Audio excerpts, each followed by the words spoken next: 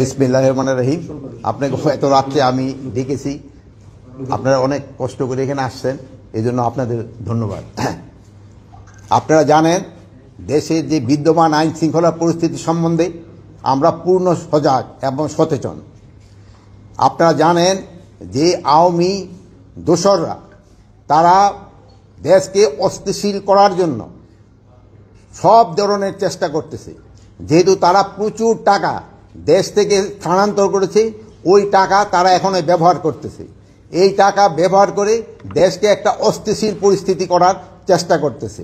আমরা এইটা কোনো অবস্থায় করতে দিব না। আমরা যেভাবে হোক এটা প্রতিহত করব। দিনে রাত্রে যেখানে আমাদের বাহিনীর প্রয়োজন হবে তারা সেখানে যাবে এবং এটাকে প্রতিহত করবে। আপনারা জানেন, আমি আপনাদের সামনে দায়িত্বহীনভাবে বলতে চাচ্ছি, আমি এই আওয়ামী যারা এই কাজগুলি করতেছে তাদের আমি ঘুম হারাম করে দিব এবং তারা কোথাও কোনো স্থান পাবে না। দিনে রাতে যে জায়গায় হোক না কেন তাদের কোথাও কোনো স্থান হবে না। আর একটা আমি আপনাদের কাছে দায়িত্বহীনভাবে বলতেছি যে আমার বাহিনীকে আমি ইনস্ট্রাকশন দিয়েছি, তারা তাদের টহল কার্যক্রম আরও বৃদ্ধি করবে। আগামীকাল থেকে যেন কোথাও কোনো কিছু না ঘটে এই জন্য তারা ব্যবস্থা নেবে। এবং এই আমি বাহিনীর সবাইকে আমি এই ইনস্ট্রাকশন দিয়েছি এবং তারা এইটা ভালোভাবে কার্যকর করবে। এবং তারা যদি ভালোভাবে কার্যকর করতে না পারে তবে তাদের বিরুদ্ধে আমি একটা অ্যাকশন নেব।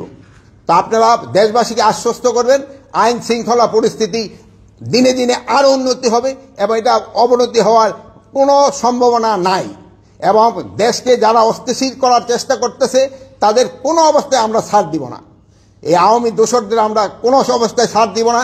তাদের কাছে প্রচুর টাকা আছে, এই টাকা তারা বিভিন্ন জনের মধ্যে বিভিন্নভাবে ছড়াচ্ছে এবং দেশে একটা অস্থিতিশীল পরিস্থিতি চেষ্টা করতেছে, কিন্তু তারা কোনো অবস্থায় সাকসেস হবে না। এবং আমরা যেভাবে হোক আইন শৃঙ্খলা পরিস্থিতি দিনে দিনে উন্নতি করতে থাকবো। এবং এই যে ডেভিল হান্টের মাধ্যমে আমাদের কার্যক্রম অব্যাহত থাকবে এবং এই সন্ত্রাসীরা কোথাও কোনো জায়গায় ঘুমাতে যেন না পারে বা বসতে যেন না পারে, দাঁড়াতে যেন না পারে, এই ব্যবস্থা আমরা করব।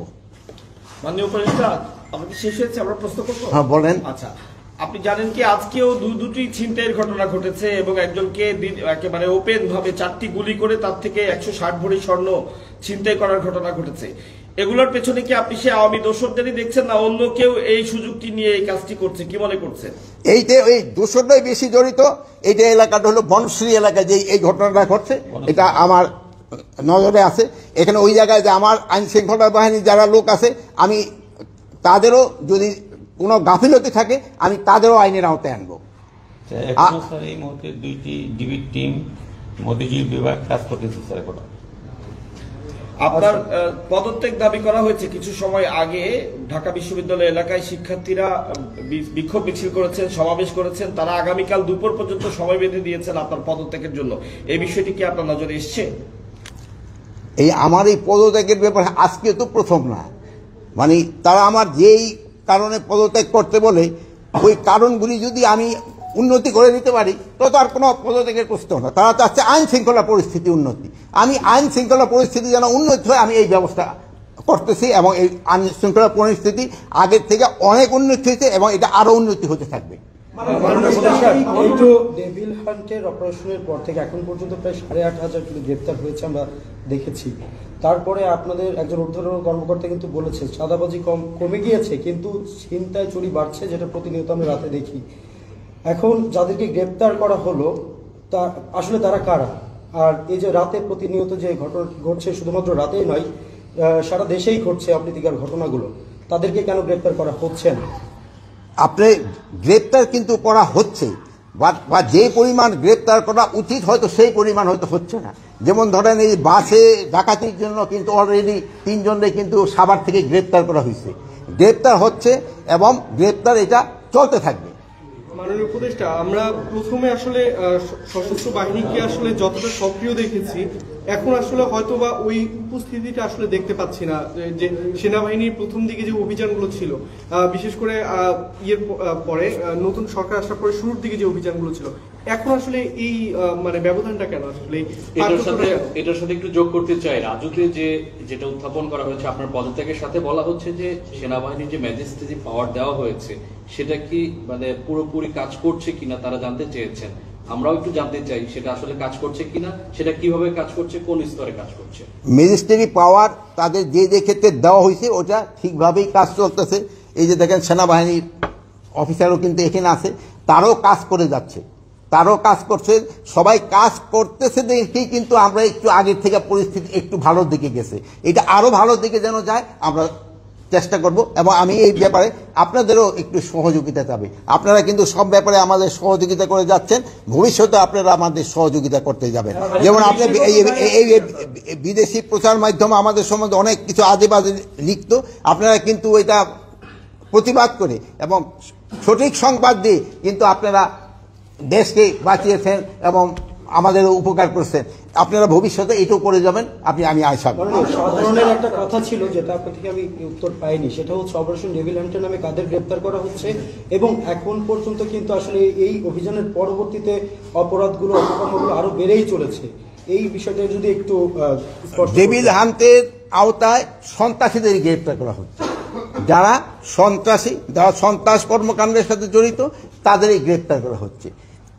এখন এই যে একটা ঘটনা ঘটছে, এটা যেন কোনো একটা ঘটনা যেন না ঘটে, এই জন্য আমরা ব্যবস্থা নিব। শুরু থেকে আমরা বিভিন্ন ছিনতাইয়ের ঘটনা যা দেখেছি, যে মোটরসাইকেলে করে 3 জন বা 2 জন মিলে এসে তারা 3-4টি মোটরসাইকেল করে নিয়ে এসে ছিনতাই কাজটি করছে। তো এই মোটরসাইকেলে একাধিক ব্যক্তি চলাচলের ব্যাপারে এ ধরনের আলাদা কোনো নির্দেশনা কি আপনারা চিন্তা করছেন, দেবেন কিনা? এই ব্যাপারে মোটরসাইকেলে যেন হেলমেট পরা অবস্থায় ছাড়া কেউ যেন না চড়ে, এবং 2 জনের বেশি যেন না চড়ে, এটার জন্য তো আমি অলরেডি ইনস্ট্রাকশন দেওয়া হয়েছে, এবং এটা যেন কার্যকারী হয়। ফারুক, এই যে তোমরা দেখবা যেন কোনো অবস্থায় এটা যেন কোনো না বর্তায়। মাননীয় উপদেষ্টা, শুধু ছিনতাই নয়, শিক্ষার্থীরা, বিশেষ করে নারী শিক্ষার্থীরা বলছে যে স্বরাষ্ট্র উপদেষ্টা এবং আইন উপদেষ্টা যখন দায়িত্ব নেয়, সবার আগে তাদের নারীদের নিরাপত্তার কথা চিন্তা করা উচিত ছিল। যে হারে ধর্ষণের সংখ্যা বেড়ে চলছে, তারা এটা নিয়ে উদ্বিগ্ন, এবং তারা বলছেন যে স্বরাষ্ট্র এবং আইন মন্ত্রণালয় থেকে তেমন কোনো উদ্যোগ নেওয়া হয়নি। কি বলবেন তাদের উদ্দেশ্যে? আর তাদের উদ্দেশ্যে বলবো, আমার মা বোনদের ভয়ের কোনো কারণ নেই, তাদের ব্যাপারে আমরা সব সময় কনসার্ন, এবং তাদের কোনো ধরনের যেন কোনো রকমের সমস্যা করতে না হয় এবারে আমরা সব সময় সজাগ আছি, এবং আইন শৃঙ্খলা বাহিনীও এই ব্যাপারে সব সময় সজাগ আছে।